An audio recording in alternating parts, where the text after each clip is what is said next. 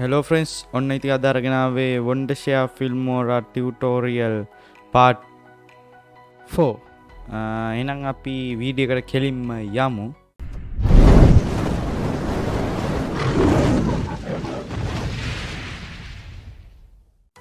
හරි. අද මං කියන්න යන්නේ export වීඩියෝ එක export කරන එක ගැන. ගොඩක් සමහරු ඒ කියන්නේ YouTube එකේ recommend settings ඔයගලන්ට දැන් screen එකේ පෙන්වන settings තමයි YouTube එකේ recommend කරන්නේ upload කරද්දී. මම කියන්නම් ඒක මේ Filmora එකෙන් කොහොමද settings ටික හදාගන්නේ කියලා. මේ මගේ live intro එක මේ live intro එක මම ඒක export කරන ඒක තමයි ගන්න export කරන්න තෝරගන්න. ඒකේ settings ටික මම හදාගන්න ඉදී කියන්නම්. ඔගොල්ලෝ මෙතනට ගිහිල්ලා ඔයගලන්ට ඕනේ නම දාගන්න නමක් වීඩියෝ එකේ name එක දාගන්න මම live intro කියලාම දාගන්නම් ඊට පස්සේ මෙතනින් ඕනේ save කරන්න ඕන location එක මම downloads කියන එකට දාගන්නම් ඊට පස්සේ ඔයගලන්ට මෙතනදී මගේ resolutions වීඩියෝ එකේ තියෙන resolutions ගානයි frame rate ගානයි තමයි මෙතන වැටෙන්නේ ඒක වෙනස් කරගන්න පුළුවන් settings වලට ගිහිල්ලා මෙතනදී ඔයගොල්ලෝ recommended settings වල දකින්න ඇති ඒගොල්ලෝ ඉල්ලලා තියෙන්නේ encode එක විදියට H.264 කියන encode එක එතකොට අපි දාගන්න ඕනේ ඒක ඒගොල්ලෝ ඒක තමයි ඉල්ලලා තියෙන්නේ recommended ඊට පස්සේ container එක විදියට ඉල්ලලා තියෙන MP4 ඒක ඉතින් ගොඩක් මං හිතන්නේ ඒක වෙනස් කරන්න ඇති කියලා කවුරුත් එතකොට audio එකේ encode විදියට ඉල්ලන්නේ AC තමයි. ඉතින් මේකේ තියෙන්නේ AC විතරයි. Okay. ඊට පස්සේ resolutions ඒක ඔයගොල්ලන්ගේ වීඩියෝ එක අනුව හදාගන්න ඔයගොල්ලෝගේ වීඩියෝ එක විදිය අනුව ඉතින් හදාගන්න. මම නම් සාමාන්‍යයෙන් 1080p තමයි ඕනෙම වීඩියෝ එකක් export කරන්න. මොකද monitor record කරද්දි 1080p නේ. ඊට පස්සේ frame rate එකට යද්දී සාමාන්‍යයෙන් gaming පැත්තට වීඩියෝ කරන කෙනෙක් නම් game එකේ තියෙන frame rate ගාන දාන්න මොකද ඊට එහා දාන්න එපා.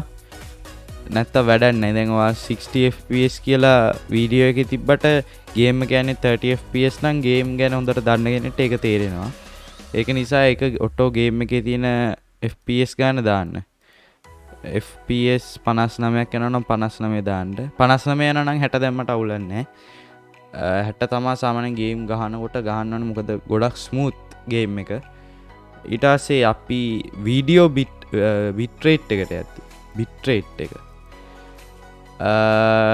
YouTube එකේ recommend කරලා තියෙන්නේ Mbps වලින්.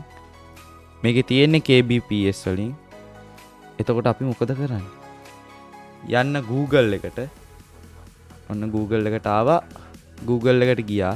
search කරන්න 1 Mbps වැරදි Mbps to kbps කියලා. ඊට පස්සේ මෙතනදි පෙන්නයි megabyte per second කියන්නේ Mbps. මං හිතනවා ඒක දන්න ඇති කියලා කට්ටිය නොදන්න අය ඉන්නවා නම් ඔන්න අද ආගන්න megabyte per second එකක් කියන්නේ kilobyte per second 1000ක්. ඒ කියන්නේ Mbps එකක් කියන්නේ kilobyte 1000ක්. එතකොට අපිට YouTube එකෙන් 1000ක් හරි YouTube එකෙන් recommend කරලා තියෙන්නේ SDR වීඩියෝ අප්ලෝඩ් කරනවා නම් 1080p නේ මම තෝරගත්තේ. ඒතකොට 1080p නම් frame rate එක තියෙනම් YouTube එකෙන් recommend කරලා තියෙන 8 Mbps. ඒ කියන්නේ kbps 8000. හරිද? එතකොට frame rate එක 60ත් 40 48ත් 50ක් වගේ යනවා නම් ඒ කියන්නේ වීඩියෝ එක frame rate එක 60ක් වගේ තියෙනවා නම් recommend කරලා තියෙන්නේ Mbps 12ක්. ඒ කියන්නේ kbps 12000ක් කියන එකයි. එතකොට මෙතන kbps 12ක් නැති නිසා අපි මොකද කරන්නේ? ගියා custom අපිට ඕනේ kbps ගන්න මෙතන දාන්න. එතකොට 12ක් ඉල්ලන ඉඳ 12000. ඔන්නෝම අපිට ඕනේ kbps ගන්න දාන්න පුළුවන්. එතකොට ඔගොල්ලෝ HDR වීඩියෝ එක අප්ලෝඩ් කරනවා නම් මම කියන්නේ HDR අප්ලෝඩ් කරන එක තමයි හොඳ ඉතින්. HDR අප්ලෝඩ් කරනවා නම් එතකොට දැන් මේ 12000 ඉන්නේ 60 fps. අපි ආයන් 30 fps HDR අප්ලෝඩ් කරද්දී ඔයගොල්ලන්ට රිකමන්ඩ් කරලා තියෙන්නේ 10 mbps 30 fps වලදී 10 mbps කියන්නේ කිලෝ kbps 1000ක් තමයි එතකොට රිකමන්ඩ් කරන්නේ. එතකොට වීඩියෝ බිට් රේට් එක 15000ක් දාන්න ඕනේ fps 60ට. මං හිතනවා තේරෙන්නේ නැති කියලා. kbps 15000ක් 60ට 30ට 10000ක් මේ HDR ඉස්සෙල්ලා SDR. මං හිතනවා තේරෙන්නේ නැති කියලා. මම නම් 80000 දාන්නේ. වැඩිද්ද මන්දා කෝ මන් දාන්නේ නම් 80000. අනේ මන්දා කමන්නේ. කොහමරි recommended audio bit rate එක ඉල්ලන්නේ ස්ටීරියෝ තමයි ඉතින් දාන්න ඕනේ. ස්ටීරියෝ වලදී recommended bit rate එක ඉල්ලන්නේ අප්පට සිරි 384. මම වැරදි රත්තරයි යාළුවනේ. 384ක් දෙන්නේ bit rate එක. ස්ටීරියෝ වලදී ඉල්ලන්නේ kbps 384ක් දෙන්නේ 320 දෙන්නේ. එතකොට මොකද කරන්නේ?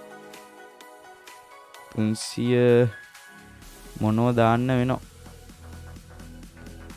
එතකොට 128 නෑ. ස්ටීරියෝ දාන්න ඔයගොල්ලෝ අවුලන්නේ 320 දාන්න. ඔය YouTube එකේ ඔහොම ඉල්ලුවට මේ ඔඩියෝ බිට් රේට් එකනේ වීඩියෝ බිට් රේට් එක නම් අනිවාර්යෙන් බලපානවා. 80000 දැම්මොත් ඉතින් මාර ක්වොලිටි වීඩියෝ එක. ඒකයි වෙනසකට තියෙන්නේ. නැත්නම් ඒගොල්ලෝ ඉල්ලන බිට් රේට් එක තමයි ක්වොලිටි. එනවා දැන් ඒගොල්ලන්ගේ බිට් රේට් එකට වඩා බිට් රේට් එකක් කියන්නේ ආයිතින් වීඩියෝ සුපිරියටම තියෙනවා. බලමු මාත් වන්නම් 80000 තමයි දාන්නේ. ඔය ඉතින් මේ තමයි මේ settings ටික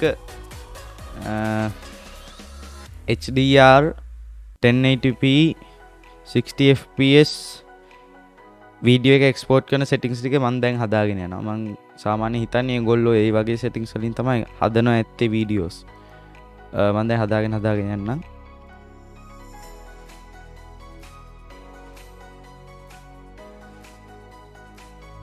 හරි.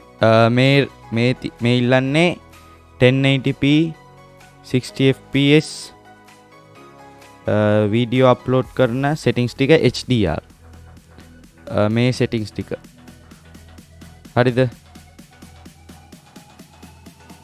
සාමාන්‍ය 80000 දාන්න අනේ මන්ද ඔයගොල්ලන් කැමැත්තක් 80000 දැම්මොත් ඉතින් දැන් 15000 දැම්මම එන ෆයිල් සයිස් එක නෙමෙයි 80000 දැම්මම ඉන්නේ.